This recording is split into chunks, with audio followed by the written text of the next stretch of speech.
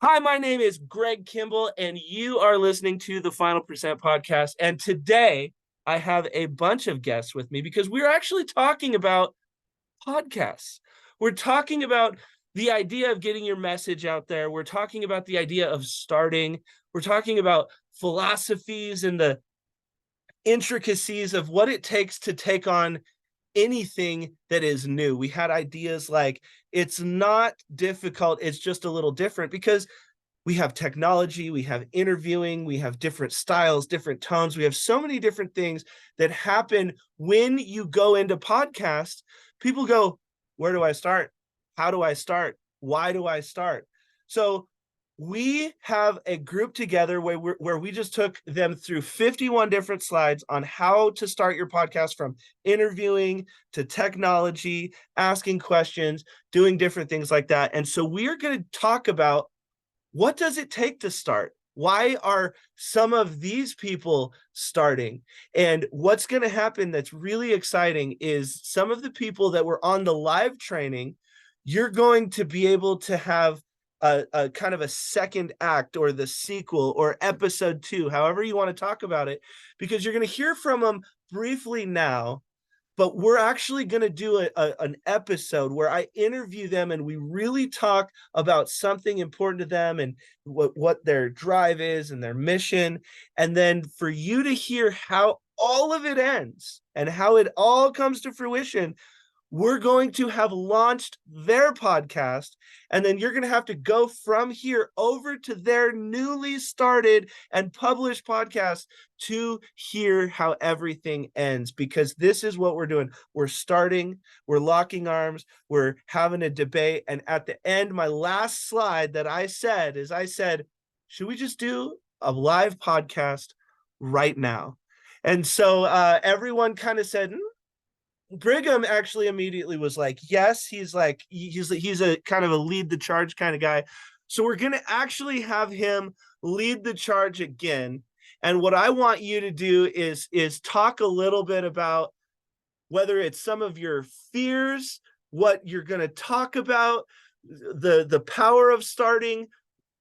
When did you wish you would have started? I'm going to give you the floor, Brigham. Why don't you talk a little bit about podcasting, starting, whatever's on your mind and heart? You let me know what's going on. Well, thank you so much, Greg. Man, one of the things that I loved about this training, first, thank you so much for all the energy and preparation you put into it, was Absolutely. That when we have something that we are inherently kind of scared about, but we know we want to do it, it doesn't serve us to not put ourselves out there. This is my daughter, Trixie. This is her first podcast as well, which is awesome. Say hi, Trixie. Hi. So we're doing something new. And one of the things that Greg actually asked me to do this last week was to read a book that was called The Mountain Is You. Oh, and I love that book, by the way. It was Brianna Weiss.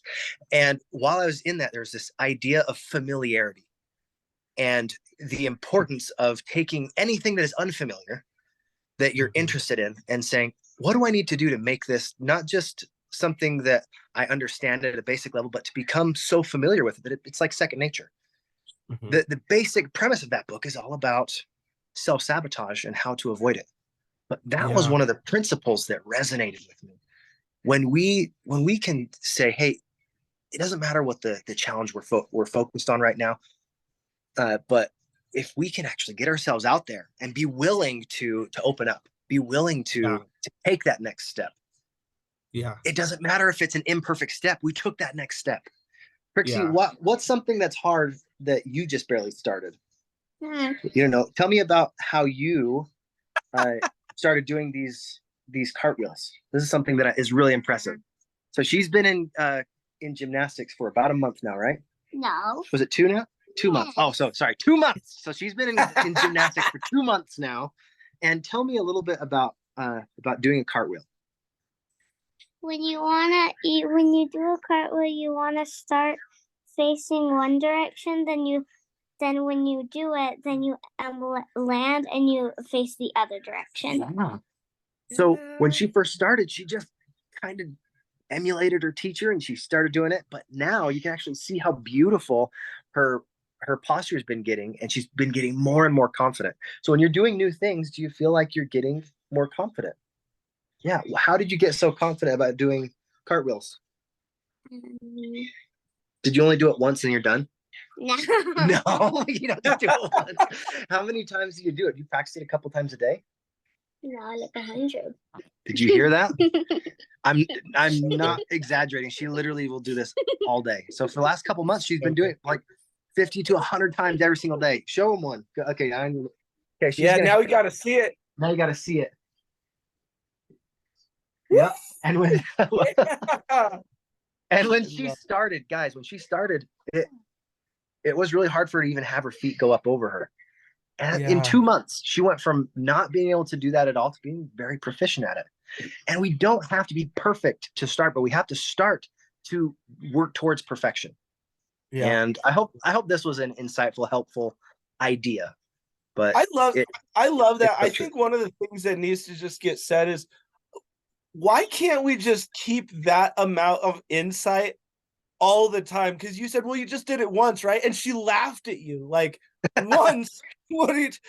Oh, you did it a couple times? No, like 100. And then, like, as adults, we're over here. You're like, wait, you're telling me I might have to do 100 episodes? Yeah, you might have to get on 100 stages, do 100 episodes, knock on 100 doors, make 100 calls, whatever it is. So I think that was better training than everything I just did, because that right there, it's so succinctly helps everybody understand the power of consistency, the power of trying, the power of starting. All right, someone else raised their hand that wants to talk a little bit about why you're starting, obstacles, different things that are going on. And everyone is going to talk on this call, just to be very clear. Okay, Erica. All right, let me lower my hand here. So as soon as you said we're gonna do a podcast, my first reaction was like, I need headphones. I need my nephews are yelling in the background. There's a lot of things I need to filter out. Like, we need to have this not be so like on the spot. And then I was like, oh yeah, that's not how it actually works, right? You get and you just have to start. I've been having ideas about having podcasts because of like who I am as an aunt. I have 2 nephews that I live with, and because of who I am in the community and what I'm learning in real estate and business and finances, we have some really great conversations. And I'd like to think that they have a unique perspective, being that I'm their aunt, right? They're talking about taxes and paying rent and being property owners and real estate and just things that I don't think 10 and 11-year-olds talk about. It's probably true. Yeah, and my nephews talked about having like a YouTube channel, and I've never had any interest, right, of like being someone who broadcasts my opinion. But I realized recently, like, that's the access to, like you were saying, changing the world, is like giving people a little bit of our story and sharing and getting out there. So this past week was actually my first introduction to our community that I led. I threw a couple on the calendar for the rest of the month, and that scared the crap out of me. But I said I was going to do it back in September. Right. And then October happened, November happened, and I wasn't getting it. I wasn't doing it. And I was like, okay, I'm just going to schedule it. And then whoever shows up. And then whatever happens. And I think for me, that's the best way to do anything. Yeah. That's go for it and then and that's the thing. And the funny thing is your first intro that you were doing, it probably was way different than you thought it would be. Mm-hmm. And that's the thing. Your first episode is going to be like, none of you thought you were going to be on a podcast today. Like, your first episode was way different. And so that's the thing. You really just got to put your foot out there. You got to take the step. And if you're around the right people, you really can't make a bad step. And I think that's one of the things, especially with the Renatos community, that I love so much, is you take one step and you're always stepping into love. And that's one thing that I love so much. And that's why, when I had Owen put this at the very end of the podcast, I'm like, should we do one right now? He's just like, do you think they're gonna want to? I'm like, I don't know, but like they're gonna. And so that's so good. All right, who else wants to put their hand up first? All right, Keith, break it down for me, big guy. It's really interesting. I've been finding myself surrounded by higher and higher levels of people for engagement and wanting to do bigger and bigger things. And my passion of late, in addition to the real estate, and I find myself helping people for a living. This is a strange thing, but didn't intend for it to be that way, but it has. And talking about being able to end homelessness and go from homelessness to home ownership and help veterans in that, I have people coming to me at these meetings and saying, how can we get involved? How can we make things going? The conversations now are having to be had at levels with council people and things like that. And for me, I might get to do one of these in the number of heartbeats I have left, but what I'd love to do is to be able to have other people come on with their ideas and how can we build this into a way that makes a difference. And what shamed me into this is my oldest son and my 6-year-old granddaughter. My 6-year-old granddaughter was just doing a little YouTube video of how to make this Halloween scary float to drink. And she goes, don't remember to hit like and ring the bell. And there was no bell there, but this is what she knows, right? Because she's brought up in this generation. And my oldest, he shoots videos of just anything. He runs a software business. He did one little video yesterday that, and he called it the intractable will of a 2-year-old. And it was my 2-year-old grandson wanted his juice. His juice was sitting on the counter within reach. And he's like, he goes, go get your juice. He goes, no, mommy get it. And he's like, mommy's not going to get you. Go get your juice. No, mommy get it. And he's like going into a full-blown meltdown. So my son goes over, gets the juice, puts it in his hand by him, and gives it to his wife and puts it in. She puts it in his hand, and he takes it, brings it back over to the table, puts it down, and goes, no, mommy do it. So he posts this thing just on Instagram, just a little quick thing, 1.7 million views by the next morning. And there is power in telling a story that moves people to action. And I think, I'm not swinging hammers anymore. I'm not building the orphanages physically anymore. But what if I can have a conversation with somebody who's doing something great, and that gets heard by other people that are doing something great? That's why. Yeah. That's so good, Keith. Yeah, and I think, well, number one, that's I have a 2-year-old right now, and that makes me feel good that what I go through every day is not an isolated incident. So that made me feel good, because man, the meltdowns are real. But yeah, you should watch it. It's hysterical, and I'm gonna look it up. And I think that's the thing with the homelessness to home ownership is like, you have to start to tell that story. You have to start to think that idea is possible. And so many of these ideas that we have inside of us, they stay inside of us. And I actually was in not the first conference that I spoke at, but the first conference that I actually put on. It was the TFP conference. We had like 300 people there, and it was a pretty cool conference. And Kayla was pregnant, and so I gave a speech on this idea. I said, so many of you have things inside of you. You have ideas inside of you, actions inside of you. You have businesses inside of you. So in a way, if they're inside of you and they want out, like you're meant to do something with these. They want out. So that means all of you are pregnant with little knowledge babies. Well, But- and it's something even bigger than that, Craig. You Well, no, said, here, one thing, go, Keith, go ahead, go. Yeah, let me finish.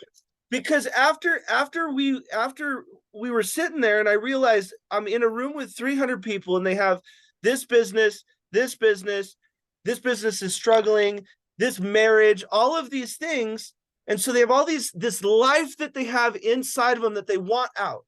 Okay, then I'm looking at and I changed my entire speech when this happened. I looked over at Kayla, and she was 8.5 months pregnant.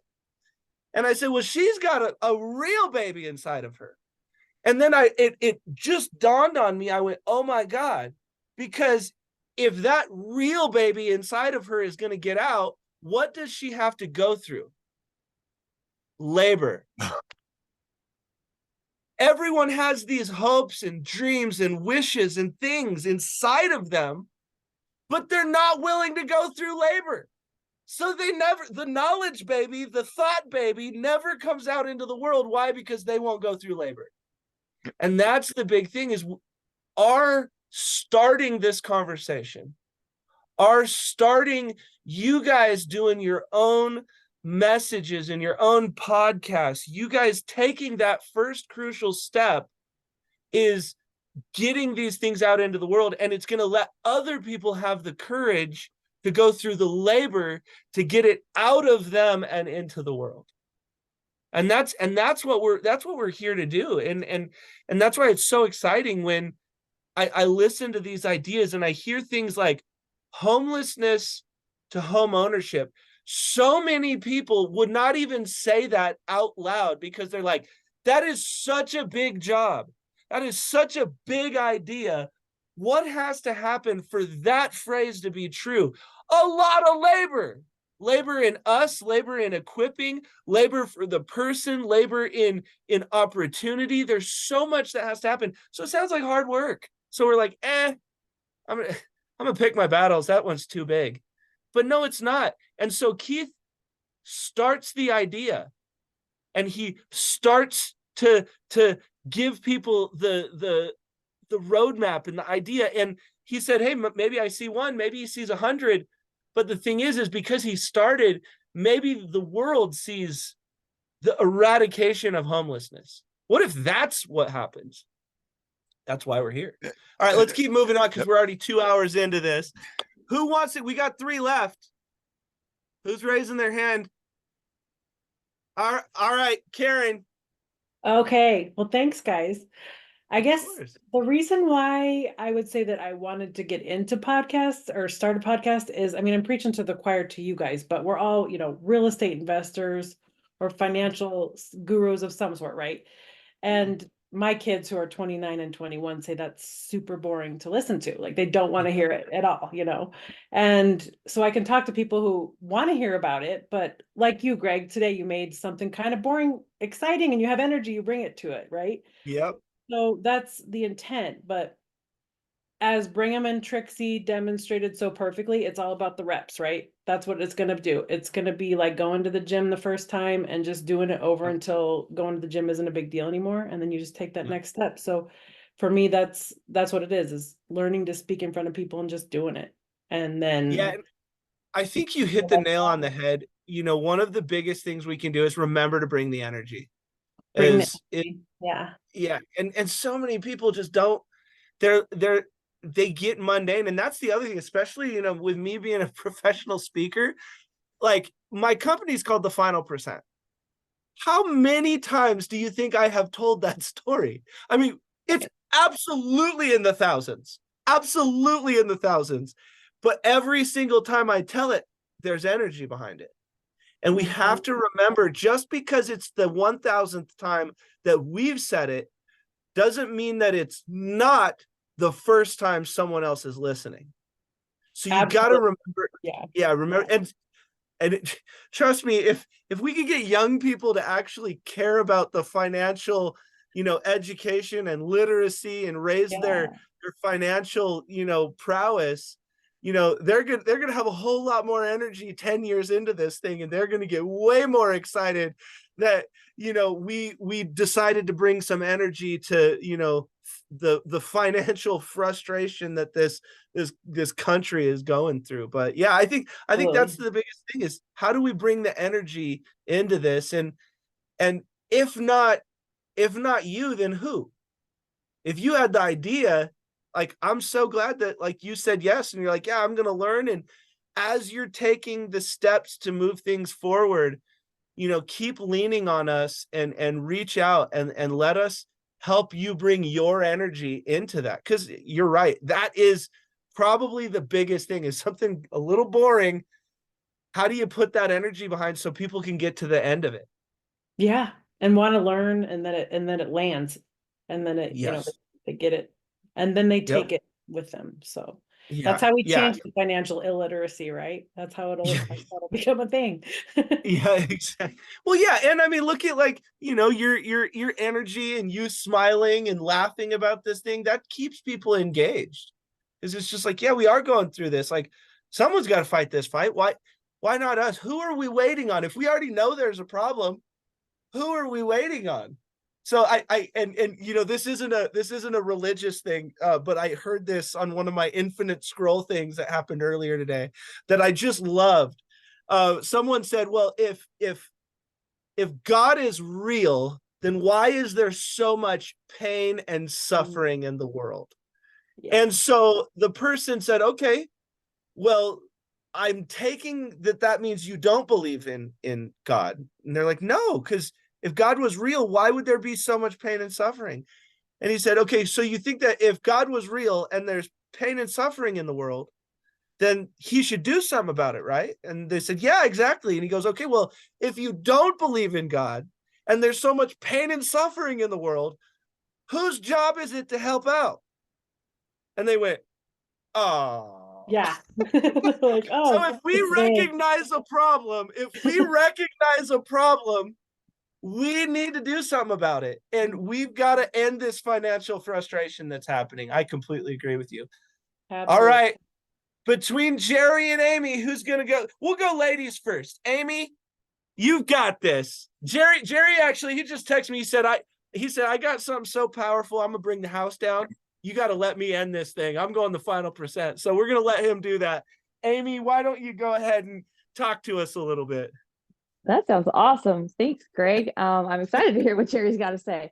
But along the lines of starting and the things that we need to start, I have found myself much earlier in my life than I thought I would, being in a space where I'm the light, I'm the one that has the knowledge, and I get to bring that. I'm in the teeny tiny rural town with 300 people. And so, that the mentality that comes along with that kind of life and that kind of generational upbringing creates a little bit of resistance to outside ideas. And True. So not only do I get to now essentially start a Renatus community up here and start to get that out, I also get to rebuild the network that I had from where I left. I left Vegas. So I had, my community there and a whole bunch of people that I didn't even know there. Yeah. And so now with coming up there here, are actually more than 300 people in Vegas. I do know that. Yes, absolutely. And so now being here and other instances and circumstances that have come up, I am now forced to rapidly recreate my network to reach out and make sure that I can help my immediate family here keep a roof over their head. And so I'm having to put in those reps, like Trixie was doing with her cartwheels, and forcing myself to become, what did you say earlier, making the unfamiliar familiar, and putting myself out there and making myself the familiar, and making me the face of, hey, if you have, I'm a person who wants to help maintain home ownership, kind of like Keith's got going on. I fully support that and maintain it and make it possible for other people. And so by doing what I'm doing now with my family to maintain that, I'm creating that network to put it out into the community. Yeah. This is all just coming together all at once in my brain. Yeah. And it's nice to be able to do that, and terrifying at the same time. And then, but by putting the community together, I don't have kids that I get to pour into every day, all of this information that I'm learning. And so by pulling the community together, other people, I can pour out into those other people, and then they can take it back to their family, or they can continue it on, the ripple effect. And so it's been a really challenging opportunity, and one that I am absolutely trepidatious about getting going. But I also know that right now, like you said, everyone has a story. The world needs to hear what I have to say, and I'm the only one who can say it the way that I can. And so I get to keep going and pushing that out there to make it, to get it out. And so I don't know if a podcast is the way to do that at this point, but I'm definitely intrigued in getting at least being comfortable with sharing it. Well, I guarantee you, number one, your voice is absolutely needed and necessary. And then I think the other thing, one of the superpowers, kind of going back to our idea of bridges, I think you can bridge the big town into the small town, which has been done. But one of the things that you might be not realizing how much I think really is needed is bridging the small town into the big town. The small town with those generational relationships and the close-knitness and the belief and the love and the familial bonds being in that bigger stage, bridging big town and small town and big town to where they can use what makes each of them great. You are uniquely qualified to bring to the stage. And because you're always such a great energy every time you show up, and you're a great, we just talked about energy, you're great energy. And if anybody argues us on that, they will see the not great part of my energy, because I will come after them. So just understand, like, you bring such a special thing to the table, and it really is needed and necessary. So instead of even leaving the door open to say that you maybe podcast is, maybe it's not, no, your voice is needed and necessary, and we're just gonna go ahead and shut that door, and we're just gonna keep we're gonna keep you in our little podcast land. But you've always, the great thing about every single person on this call that I think we can all say is, when we enter a room, we are thermostats, not thermometers. Because if we show up, we raise the temperature. We make it different than it was before. When we walk into a room, we don't even actually have to say anything, but our energy is felt. There's energy again. Imagine if that energy decides to talk. So your guys' story is way more powerful and needed and necessary than I think you realize. And I think that because I came from a really, like, my town when I was growing up, Centennial, Wyoming, 100 people. Now, 38 years later, they've made it to 271 people. So I know the small town mentality, and I think that the bigness of things, the grandiose, the comparative reality, it's cool, don't get me wrong, like, I like stuff like that too, but we really have missed the small town. So bringing the small town values into the big time business, I think, is a catalyst of change for an exponential shift for what's possible on many different levels. So don't discount both of your experiences, because I think they're going to collide, and you're going to see a chain reaction where you're going to be like, this is what I was doing this whole time. It was all for a reason. Awesome. Thank you. Of course. All right, Jerry, you bring us home, man. All right. As Nancy Rose says, I'll just wrap it all in a hug. Yeah, there we go. But today was off the charts. I resonated with everybody on here, and you touched me in some way, and a lot of the things that I was on here for and looking for. like Keith, we were down in Cancun at the Leaders Retreat. I have a brand called Vet to Investor. I'm looking to bring homes to veterans. You know, I'm more so like, you know, the older ones that, you know, and I'll just go as a male, the wife has passed away, the kids all live all over, you know what I mean? He doesn't need a big house, he just needs somewhere to live, you know, and working that way. So it's similar to what Keith, we had a great conversation down in Cancun with that, you know, Karen and bringing out the financial literacy and stuff we have. My kids, when I started talking about this stuff, they're like, what are you talking about? And then when they, you know, gets them intrigued, they're like, that's really good. We didn't learn that in school. How can I, did you learn that in school? Because I'm old, you know, compared to them, I'm the old man. And like, I was like, no, I learned it now. I wish I learned it back in school when I went. And you know, well, Amy, I mean, you know, we do a lot of karaoke, and we miss a lot there. But you know, just bringing all this awareness, and believe it or not, you know, back before nationals, there, what you know, if anyone's on with Scott and his impacts, you know, you got the Jerrys, Jerry Morey, Jerry Ruffin, I'm Jerry, you know, all Jerrys. The three of us were going to do a podcast or a show, and we could never figure out how to get it off the ground. Mm. And it was all about not just, you know, financially, but also, you know, health. You know, you still gotta have your health in there too, how to bring it all together, health and wealth. That's what we're going to talk about. And we couldn't get it off the ground. We didn't know how to work any of the stuff. Like you said, Riverside was one of the kids. We spent most of the hour we wanted to get together to put the show together, how to figure that out. We got nothing accomplished. And then it kind of fell aside, and you know, everyone's doing their own thing now. So just, you know, everyone's story and everything. I mean, we could really blow this up with everybody's story. Like you said, you know, you're going to put us on your podcast, which is going to reach out and cross-pollinate.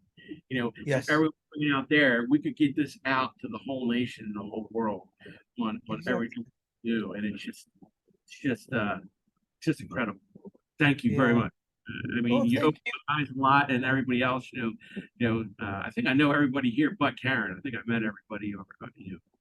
And everything. So, well, great. You know, I think one of the things that, you know, Jerry just touched on, that again, I touched on at the beginning of the training, that is so much more important than anybody realizes, is you have to be mindful of easy. And when he said, you know, yeah, we got Riverside's a great program, but if you're new to cameras and programs and all of the things and the syncing, it's also a jigsaw puzzle. Like here's this 4,000 piece jigsaw puzzle. I just need you to put it together in 30 minutes. What? I'm not doing that. I'm a technical guy, so I mean, I thought, I could probably figure it out.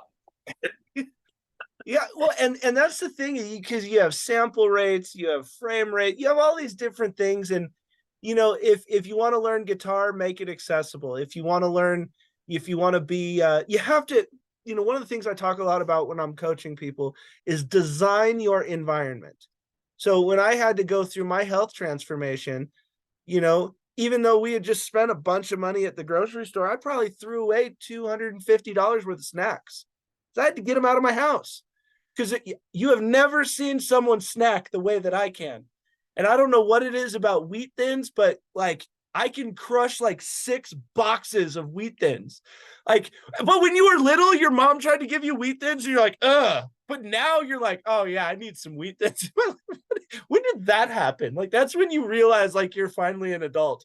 Like they should just do that. Like the age of drinking is just now, instead of 21, it's like, do you like Wheat Thins? No, I don't. Yeah, you're not old enough to drink. Sorry. But you got to make it easy. So design your environment to make it easy to lose the weight, make it easy to take the classes, make it easy to interact with people, make it easy to interact with you, you know. And that's another thing, you know, are you easy to do business with? Are you easy to talk to? Are you easy to hang out with? And you start asking these questions, you're like, oh, that's why people don't hang out with me. I'm a complicated fellow. Stop being so complicated. You got to be easy, and you got to make it easy. And you know, the number one thing that people pay for is easy. You know, and at the end of the day, people want it to be an easy transaction. They want it to be a smooth transaction. And so when we can identify where are we making our life more complicated, where are we making our customers' life more complicated, where are we making our spouse's life more complicated, where are we making our life complicated? Like, for instance, I'm telling you guys, another thing, you know, I can eat, maybe not on Bob Snyder level, because that legit is a different planet, but I can eat a lot of ice cream. But I've actually hung out with Bob a lot, and I've seen him eat ice cream. Like, those are not myths. Like, those are facts. Like, that man actually eats that much ice cream. It is amazing. But if I have ice cream in my freezer, that means I try to get it out of my freezer as fast as possible by putting it in my face. Because that's one thing I can't throw away. I'm not throwing away ice cream. It's perfectly good ice cream. Besides, I don't want it to melt in the trash. It needs to be melting in my stomach. So I have to design my environment to where it's not in my fridge. So now, because I love ice cream, we have a rule. Every Sunday, my wife, myself, and my 2-year-old, we go to Sweets, which is a ice cream shop in the middle of Erie, Colorado, and I buy 1 scoop, not 2, because I would eat it, but I buy 1 scoop, and that's my ice cream. Because if I don't design it and I don't build these parameters, I'm not going to do it. So that's why, even if you're not going to put out the podcast, what I would tell you guys is record the podcast. Literally start your phone on the video, play and if you don't know what your podcast is called, just say, hey, this is Erica's podcast. This is Brigham's podcast. This is Karen's podcast. And then just talk about some stuff. And then when you're done, one of 2 things is going to happen. First one, you're going to be like, that's pretty good. I think people need to hear this. Or the other one is, I'm glad I don't have to put that out. Either way, just do another one.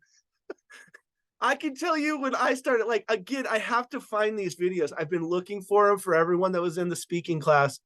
I need to find my first few speeches that I did so that you guys can understand you're already way better than where I started, like, by a lot. So if you guys think I'm even kind of good at speaking, I promise you guys can be better. So trust me, it's all good, because when you're like, you guys, and not only is that, like, I'm in this like Hugo Boss like track jumpsuit with and it's like the jacket's too big, and I've got like a hat on, like I'm like a really bad basketball coach, and then I get up there and you have zero idea what I'm talking about. But boy, I did it for like 2.5 hours. So yeah, no, I said wow too, Erica. Yeah, when I was done and I watched it, I'm like, why did I film this? Why? What? Who? Why did I think it was a good idea to document this? Well, now it makes sense. But I'm telling you, I'm excited to be working with you guys. And you know, one of the big takeaways is, you know, find where, you know, going back to that, I think it was Staples, that Staples commercial, find where you can press the easy button for people. And that's what I did when I was talking to Bob, and he said, you know, we want you to be able to contribute to the community. What would you offer? And I said, you know, people keep getting told to talk to more people, but they don't know how to have the conversation. People want to get on a podcast, but they don't know how to launch a podcast. So I just press the easy button. Here's how you have a conversation. Here's how you do a podcast. So use us as a resource. And if you have questions, I'm really liberal with my time, and I just want to see you guys win, and I want to see you guys succeed. And if we end up doing a series of podcasts together, just know I've got your back. I want to see you win. And as often as I can press the easy button for you to make your life a little easier, because I already did all the hard stuff, I want to do that. And trust me, I did a lot of the hard stuff. sometimes repeatedly, to where somebody had to come like punch me in the dome and be like, bro, like some point you got to stop. You got to go this way.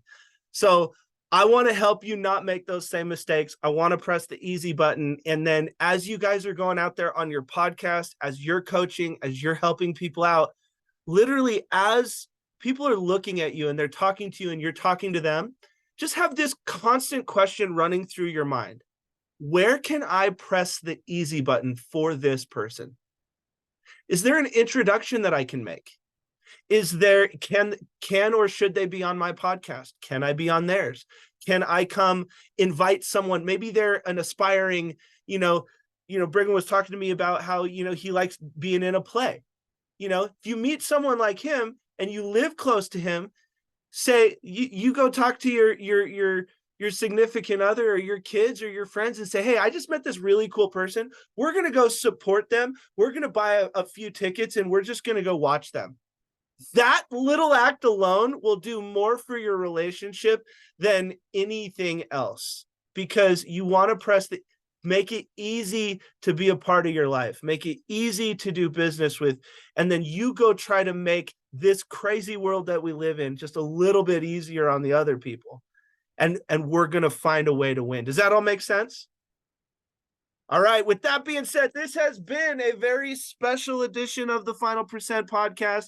We've got incredible people on the way. I'm going to be interviewing these people, and then we are going to be coming up with some fun stories to where you have to find out what happens. It's going to be one of those like things where you're watching the episode and right when it's getting really good, you're like, man, this is so cool. And then it comes down and it says, to be continued.